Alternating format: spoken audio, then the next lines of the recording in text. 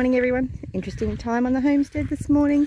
The ponies are going to their new home. At least they're supposed to be. But the people that have come to pick them up are having a few challenges. And the little girl over there is very upset.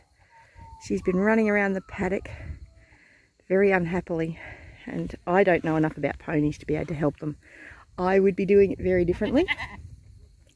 And I did give my suggestion, but they're not my ponies. But she is very unhappy.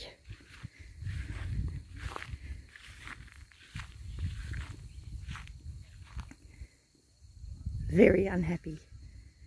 But she's also a very untamed horse as well, pony as well, so that's not going to be easy. But I need to milk the goats, who are ready to be moved. They have eaten down their areas nicely. I probably could leave Laura there for a little bit longer, but I won't. I will move her.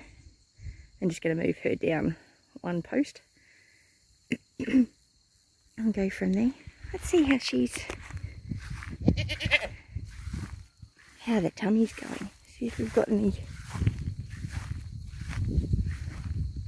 obvious signs of babies in that tummy. And we got obvious signs of hungry goat. And she is a little bit wider on one side. It's a bit hard to tell. I don't know. Time will tell. Which is usually what I end up having with goats. I mean, I could get a vet in, but they're expensive and it's not a big drama. There's nothing I can do about it. Other than be prepared when she is ready to kid for babies. But she usually gives me a little while to get organised. So I get signs of her udders swelling up a lot just before she kids. So yeah, anyway. I need to milk that little girl. And I need to milk this little nanny. So anyway, you have a great one. It looks like they may have changed their tactics on how they're going to try and catch this pony. I think they've realised Gavin's gone and had a chat, I think. Because just stirring up the pony and making it so that she was running around all over the paddock wasn't working. Anyway, have a great one. I'm going to go milk these goats. Bless you. Well, the ponies have been collected. And I've moved the goats. And the goats have been milked. So, fairly productive morning so far. Not that I did anything with the ponies. But Laura's got a nice tree to be under. And some lovely grass to eat. And she's got a fresh bucket of water. Next door are calling their cows. Oh, looks like they've got some grandkids over. That's exciting. And Mary and Marbella have got some lovely shade under the tree. And Mary's got a huge amount of grass. So who knows how long it'll take her to chomp down that lot. I've lost her in it at the moment. Where is she?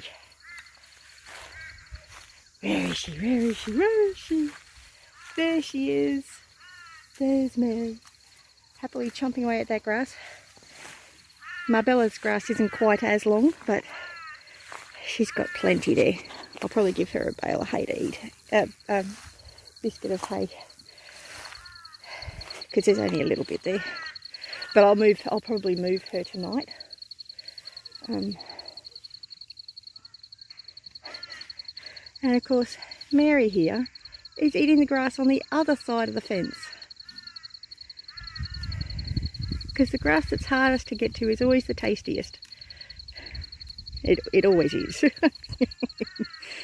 Anyway, that's the update for this morning. Our next project is going to be to fix this fence. The ponies did a considerable amount of damage in the years that they were in here. I don't know if you can see those big gaping holes. I mean, I could get through there, let alone a pony. I'm amazed that the ponies didn't get through that, actually. That's a big hole there. And there are those all along this fence. So this side of the fence we have a fair bit of repair work to do. And then it comes to actually repairing the actual paddock.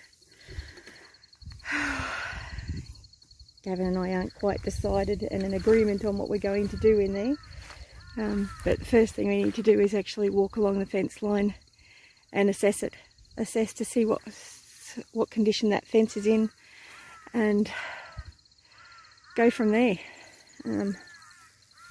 So yeah, if nothing else, I can put the goats on long chains in there. But there's nothing much growing in there other than weeds at the moment, and I don't know if it's the type of weeds that the goats will eat, and I'm not going to know that until I put them in there. But yeah, so we've got that whole, so we now have the entire front of the property for us to use.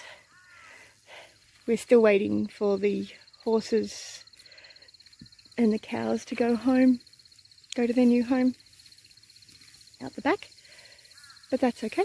Time will sort that out, I'm sure.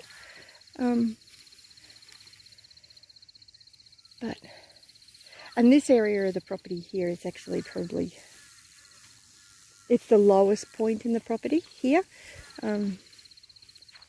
So it'll be interesting to see how it comes back over time, given a chance to recover from the continuous grazing.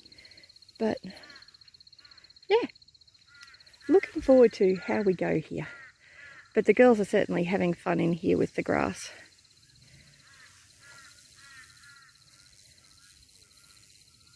And I couldn't do this before with Mary specifically because she had the 2 kids, and I couldn't put the kids on chains while they were feeding.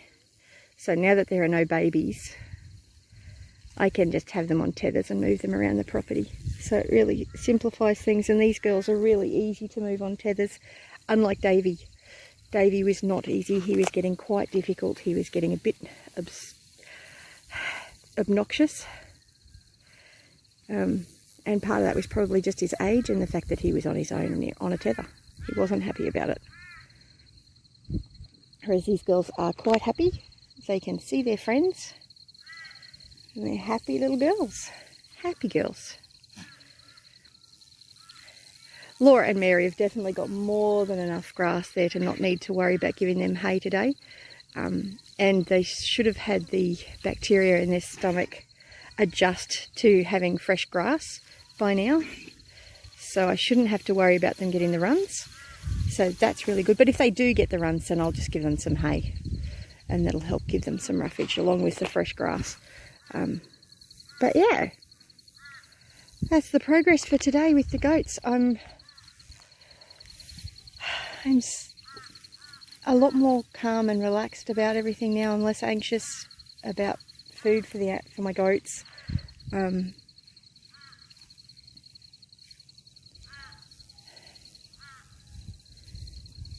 I've got some ideas on how to move forward. So yes, it's all good. I do need to chop that tree down at some point because it's right in the middle of the grapevine area. Not that the grapes are doing anything spectacular. I'm not even sure if they're anything worth keeping. They may just be the rootstock. This one is really not doing anything, and it hasn't even been eaten by the goats. That's probably its problem. Bring the goats over and get it to eat it. I don't know. These were the grapes that were here, and I didn't even know they were here. I knew the trellises were here for the grapes. They all need to be rewired,